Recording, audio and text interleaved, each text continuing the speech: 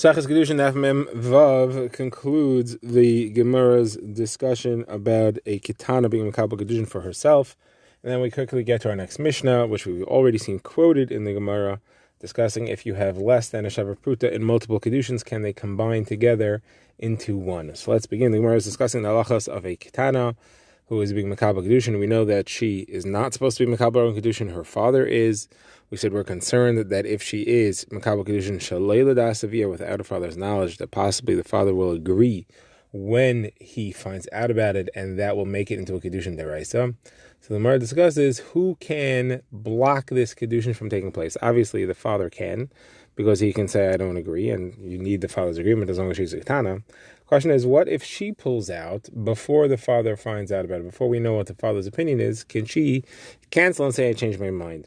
So the Gemara says, seeing as it hasn't been chal yet. So the Gemara says it's a machlokas between Rav and Ravasi.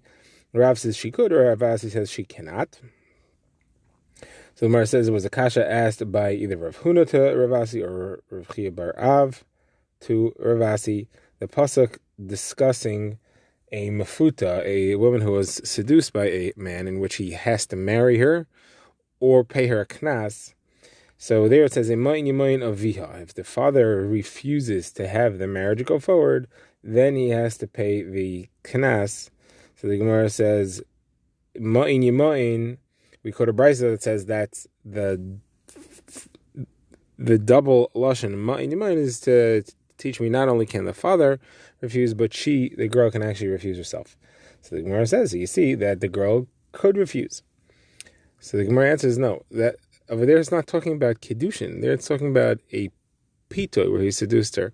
And the havin was that seduction was a seduction l'shem Kiddushin. He was mafat to her to do a bia l'shem Kiddushin. The Gemara is saying, no, this was a bia not for Kiddushin. So it says if it's a bia that's not for Kiddushin, so then why do I need a pasuk to tell me that they can pull out? There was no Kiddushin here. What is there to cancel? And that Rav Nachman bar Yitzchak answers the chiddush is that he still has to pay the knas if they cancel. That they can cancel and that the knas is still obligated.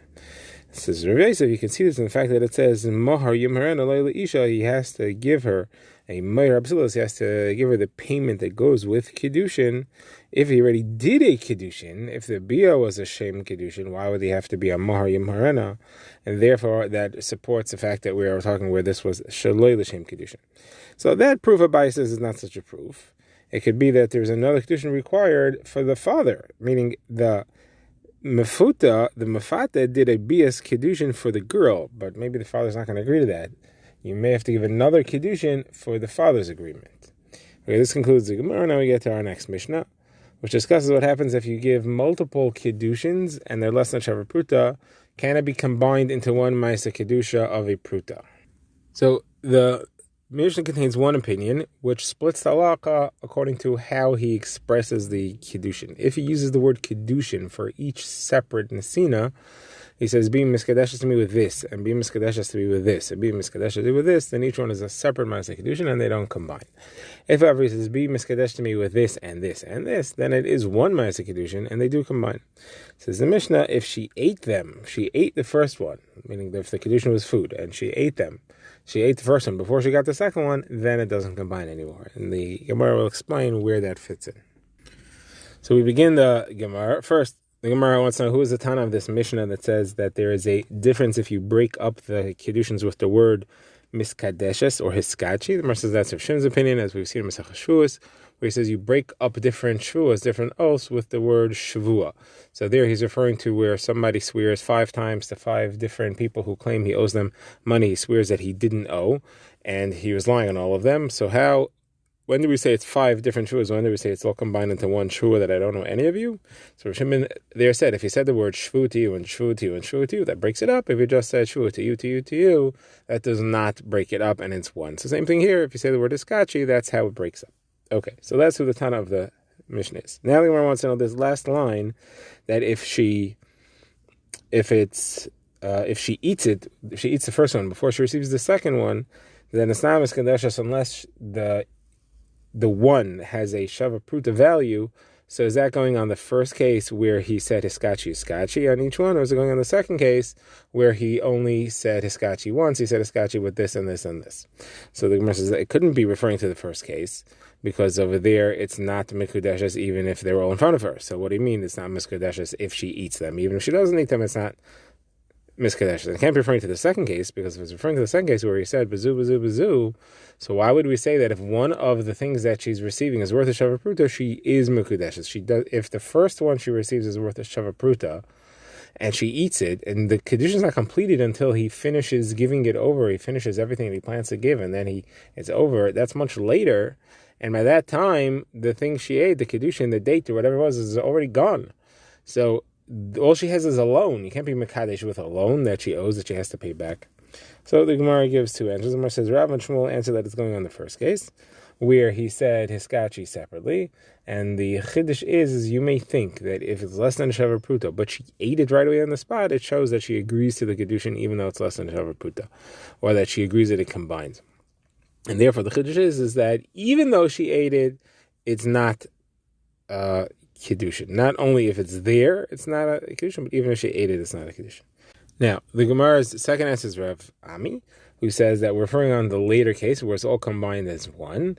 And Ayu asked that if it's a Shavar Pruta, why is it good if it's gone by the time the Kiddushin is finished? We're talking about the last one. If the last thing she got, let's say the last date that she got is worth a Shavar Pruta, then it's good because the Kiddushin ends as soon as she receives it, and it's challah right there on the spot. Okay, now says Rava, based on this halacha, this answer of Rav Ami, we could learn three halachas. The fact that Rav Ami agreed to the kasha that it would be mekadesh b'milveh if the first thing, the first tamar that she received is the one that was worth the pruta would be no good. You learn first of all that mekadesh b'milveh is no good because by the time he wants to do the kiddushin, all she has is that she has to return it. And that's just the milvah, that's the loan. So that's no good. That's why he has to give the answer that the third or the last item she received is the one that was worth the pruta. That's the first halacha. Second thing we see is that if she receives a pruta and a milvah, we assume that she's agreeing or assuming that the Kiddushin is the pruta, is the money. That's why when she receives the milvah from the first date and the pruta of the last date, that's where it is good. And the third halacha we see is that if somebody gives Kiddushin and the Kiddushin is void for some reason, the money is owed back. She has to pay it back. That's why we say the date that she got for the first one and the second one has to be paid back, and that's why it's called a milvah. Okay, now, the Gemara wants to go more deeply into this discussion. If somebody gives Kiddushin which is void, does she have to pay it back or not? So the Gemara quotes Machlek is Rav and Shmuel. Somebody gives Kiddushin to his sister, which is obviously not Tavis, it's void. Does she have to give it back or not? So Rav and Shmuel, Rav says she has to return it. Shmuel says she does not have to return it. Both agree that he knows that he can't be Mekadesh his sister, and he gave it to her for some other reason. Rav says he gave it to her as a pikadon, as something for her to hold temporarily, and the reason that he told her that it's Kiddushin is because otherwise she would not have accepted it. And Shmuel says he wants to give her a gift, and the reason that he said it was Kiddushin is because otherwise she would have been embarrassed by it. Now, Ravina asked a kasha on all this from a case of somebody who wants to be mafresh challah from flour. So if he separates challah, the halacha of challah is that you can't separate challah until you mix flour with the water and you make it into the dough. If it's just flour and you separate challah, it's not the shame challah on it at all. So we have a brayso that says that if somebody takes challah from flour and he gives it to the kohen is not allowed to hold it. He has to return it, and if he keeps it, it's stolen property. So one says, why? Well, you say the same thing. A person understands that you don't give challah from flour. The fact that he gave it to the kohen says he wants to give him a gift, and therefore let him keep it and call it challah. So the Gemara answers, you're right, we could do that, just like Rav and Shmuel said that by someone who gives his sister Kiddushin. But here, there's a problem if you do that, and that's the kohen thinks that he got flour, which is challah, was already separated from it, or it itself is challah. That because of that, it's not chayiv in the challah. And then he may be making his own dough, and he'll mix it in there, and the dough was not a shear to be mechayiv challah beforehand. The Gemara says the shear is 5/4.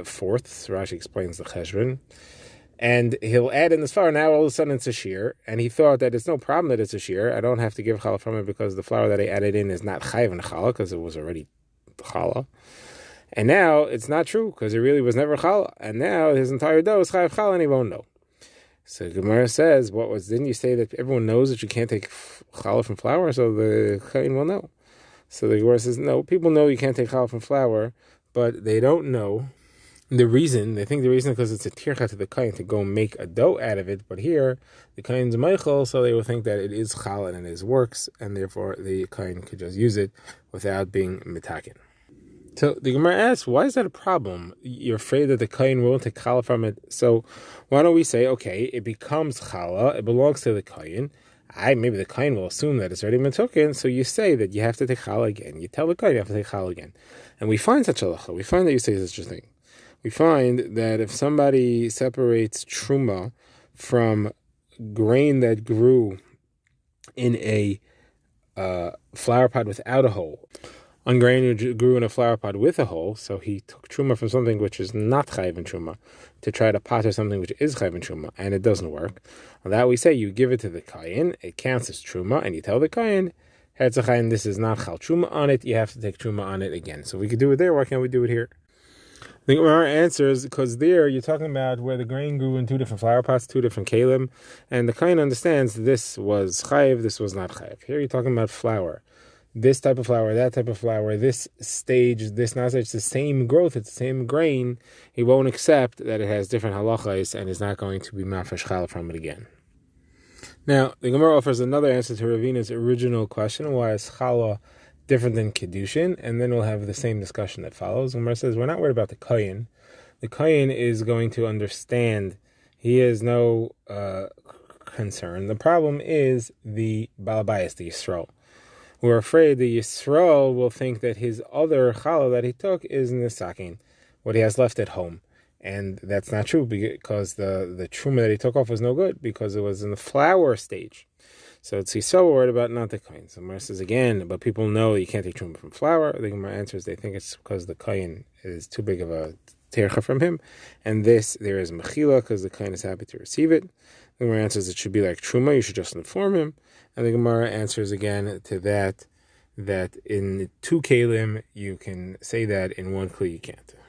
Now the Gemara asks another kasha. We have another situation where we don't make such a gzeira, where we're afraid that they'll assume that everything is matukin, and we say that you're allowed to leave it in the kain's possession. What about this gzeira? In this case is where somebody takes truma and it turns out that it was rotten. So he takes truma from a squash and it turns out to be bitter. Takes truma from a melon and it turns out to be rotten. And yet, so the halacha there is you took min hara al hayafa, you used bad produce to be mataking good produce, not supposed to do that. We say that it stays, it's chal truma, the kain keeps it, and you have to go separate again. So why don't you have the same concern? If you allow the kain to keep it, he's going to assume that it was chal truma, and he's not going to be mataking it again. So our answer is no. Here midaraisa, it is truma. And that's what the kain thinks. That's fine. Everything is matukin. It's only the chachamim that said not to take bad fruit, and that the proof that it's only is that the Torah says you shouldn't take bad stuff because it's going to be an avera. If it's not chal, it's no avera. It just doesn't work. But the avera is only if it's chal and he gave him the bad stuff. So therefore, you see that it's midaraisa. It's okay, and therefore there's no problem. I don't have to make a zera to prevent the kain from assuming it's okay.